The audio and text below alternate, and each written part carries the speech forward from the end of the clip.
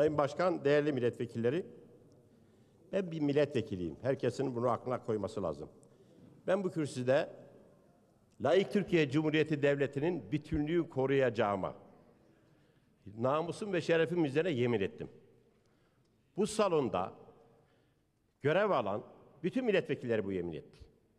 Şimdi 1920 şartlarında bir yanda İtalyanlar gelmiş, bir yandan İngilizler gelmiş, bir yanda Fransızlar gelmiş, bir yanda Yunanlar gelmiş. Bu memleketi işgal etmişler. Türkiye Cumhuriyeti hudutları içinde bulunan o zamanki onurlu ve soylu halk birleşmiş, Türkiye Cumhuriyeti Devleti'nin bağımsızlığını korumak için canlarını vermişler, kanlarını dökmüşler ve bir devlet kurmuşlardır. Ve o zamandaki insanlar eğer hakikaten bölünmeyi isteselerdi, hazır İngilizler gelmişken, İtalyanlar gelmişken, Fransızlar gelmişken, Yunanlar gelmişken onlarla işbirliği yapıp da bir bölücü bir devlet kurabilirlerdi. Ben Tunceli milletvekili olarak Türkiye'deki bazı söylemlerde çok rahatsızım. Bir milletvekili olarak burada bazı şeyleri söylememiz lazım. Türkiye Cumhuriyeti Devleti'nin anayasasında devrim kanunları yürürlükteyken bir bakanın çıkıp da hem de kadın bakanın çıkıp da bir tarikat şölenlerine katılması devletin resmi plakasıyla beni rahatsız ediyor. Bunu burada ben söylemeyeceğim, sen söylemeyeceksin. Peki bu devleti kim koruyacak arkadaşlar? Bu devlette yapılan soygunları ben söylemeyeceğim, siz söylemeyeceksiniz de bu devleti kim koruyacak? Bu devleti efendim varsa eğer ben kimseye iftira atıyorsam buyursunlar burada beni getirsin mahkemeye versinler. Şimdi siz benim üzerine niye bu kadar baskı kuruyorsunuz?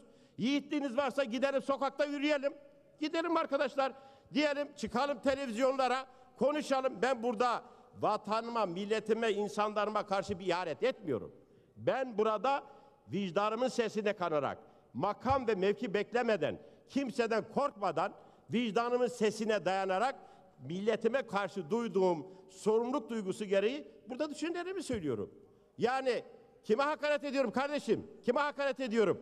Burada suistimalleri söylemek hakaret midir? Ben diyorum ki Fethullah Gülen'in 700 tane öğrencisini getirip de Bülent Arınç efendim şiir okutup da bu şiirleri kim yazdı Fethullah Gülen demeye hakkı var mı bunun? Bunun var mı? Türkçe. Var mı bunun? Türkçe konuşuyor çocuk. Türkçe konuşmaktan iftihar ederim. Getir Güneydoğu'da o kadar çocuk var. Okumayan insanlar var. Eğer hakikaten vatan seversin, evvela sen kendi memleketindeki gençleri, okumayan insanları onları okut. Onları bu memleketin sadık vatandaşları yap. Onlara emek ver. Şimdi arkadaşlar Türkiye'de bakın hepiniz de benden iyi biliyorsunuz. Amerika'ya giden özellikle AKP'li milletvekilleri Fethullah Gülen'i gidip ziyaret ediyorlar. Şimdi bu Fethullah Gülen'in bir gün bu mecliste açalım. Kimdir bu arkadaşımız? Ne yapmak istiyor? Türkiye'de bu sermayesi nereden geliyor?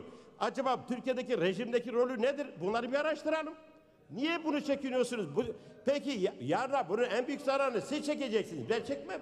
Benim zaten düşüncelerim belli. Benim düşüncelerim belli olduğu için araştıralım. Türkiye için çok büyük bir tehlikeye gelmiş. Bakın şimdi geçen gün bir ekonomik tedbirler kanunu, teşvik kanunu uyguladınız. Efendim şimdi bakın. Sayın milletvekili lütfen yerinize oturunuz. Ben konuşurum bunları ya. Burası kürsü masumiyeti vardır. Milletvekilleri istediği gibi konuşurlar. Lütfen.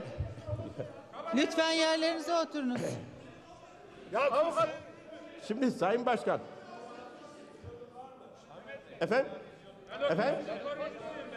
Var benim var. Benim var. Sayın Genç sözünüzü bağlayınız lütfen. Efendim bağlayacağım da Sayın Başkan.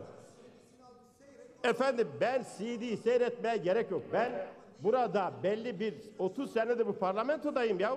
Siz bir defa hiçbiriniz benim kadar deneyim sahibi değilsiniz ki. Ben diyorum ki Türkiye'den burada bir tehlike var. Bu tehlikeyi görelim. Türkiye'de rejim gidiyor. Türkiye çok ciddi bir dönüşüm içinde. Şimdi bürokrasiyi hallettiniz, şimdi sanayi ve ekonomiyi hallediyorsunuz. Bunu söyleyen sizin içinizde çıkan bir milletvekili arkadaşınız diyor ki efendim AKP Tayyip Erdoğan kendi ekonomisini kuruyor. İşte yeni teşvik kanunlarla kurumlar vergisini %5'e kadar indiriyor. Bu Türkiye'nin geleceğini yeni tamamen devleti dönüştüren ekonomisiyle, bürokrasisiyle layık Türkiye Cumhuriyeti Devleti'ni yok etmeye çalışan bir uygulamadır. Bunları burada söylemek bizim görevimizdir. Sizin hoşunuza gitmiyorsa, eğer aksini düşünüyorsanız buyurun burada söyleyin. Hayır deyin ki böyle bir şey yok deyin. İşte efendim ben milletvekiliyim. Burada düşüncelerimi Teşekkür ediyoruz Sayın Genç.